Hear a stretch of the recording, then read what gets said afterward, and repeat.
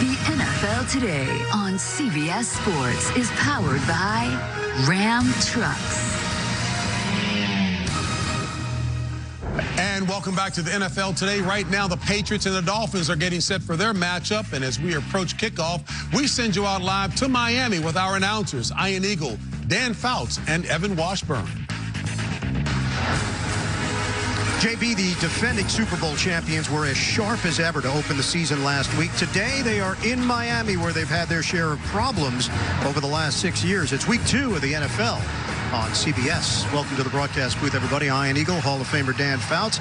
Evan Washburn joins us down on the sidelines. Over the last 6 weeks, nobody has dominated the headlines more than Antonio Brown. Today, he is in a Patriots uniform, though it was a circuitous path in getting here. A bitter divorce in Pittsburgh, a turbulent and rather bizarre ordeal in Oakland. Brown got his release, officially signed his New England contract on a one-year deal. New England has the option for the second year. But then the next day, Brown was accused of multiple instances of sexual assault against a woman in federal lawsuit. It's a civil case. Brown is denying all the allegations. He is planning to countersue. And what we are now hearing is that the complainant will meet with the NFL as early as tomorrow. So this story is still developing.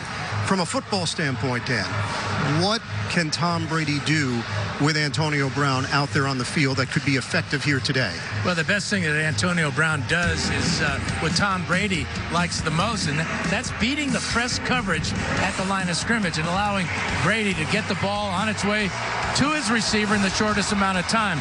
Brown's ability to consistently make the game-changing play over the years with the Steelers has given Brady more reason to smile. Well, with more on how the Patriots have gotten Brown up to speed, we head downstairs to Evan.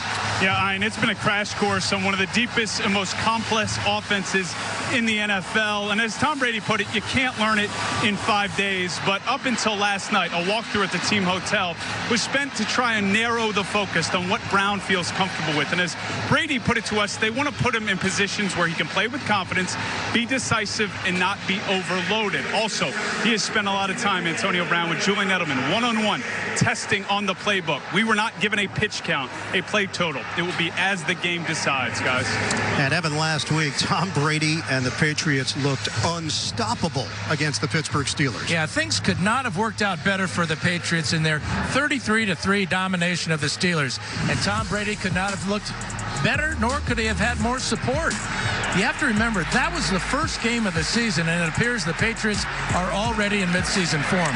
A lot of points, a ton of yardage, no turnovers, and what sets the Patriots apart is how Brady utilizes all his assets. And guess what? They just added Antonio Brown to the recipe, a recipe for continued success. Well, believe it or not, there are other storylines for this game, including Brian Flores, the head coach of the Miami Dolphins. He spent 15 years in the Patriots organization, first in scouting, then as an assistant coach. Last week in his NFL head coaching debut, the Dolphins got shellacked against Baltimore.